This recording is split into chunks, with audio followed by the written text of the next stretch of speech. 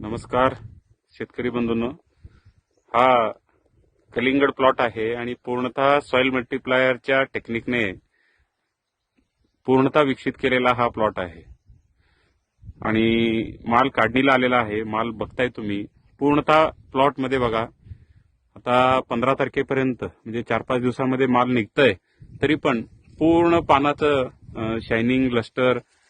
आता जवळपास सगळ्या शेतकऱ्यांचे प्लॉट अनेक रोगांनी ग्रस्त आहेत, परंतु सॉइल मल्टीप्लायरच्या वापरामुळं ह्या प्लॉटचं लस्टर पानाचं देखणं पूर्णतः आलेला व्यापारी सुद्धा म्हणत आहे की अनेक बागा मी फिरून आलेला आहे, तरी पण असे प्लॉट असे पानाचं लस्टर नाहीये.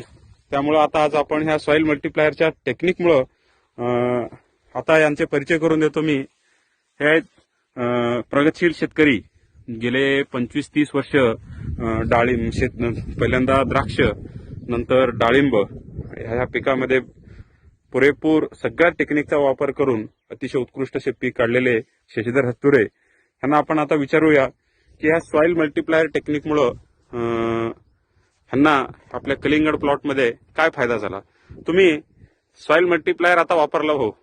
हो सर. सॉइल मल्टीप्लायरमुळं तुम्हाला अगोदर सॉइल मल्टीप्लायरच्या वापराच्या अगोदर आणि आता सॉइल मल्टीप्लायरच्या वापरामुळं तुमच्या जमिनीमध्ये अथवा या पिकामध्ये तुम्हाला काय फरक दिसतो? नाही, खूप फरक दिसतो सर. का म्हणजे मी महिन्याला 1 किलो प्रमाणे म्हणजे आठवड्याला 200 ग्राम, दर आठवड्याला 200 ग्राम आपलं सॉइल अप्लिकेशन केलेलं आहे. आणि स्प्रे मध्ये बघा साधारण 100 ग्राम 150 लिटर पाण्याला असं कायम वापरत आलेलो आहे मी.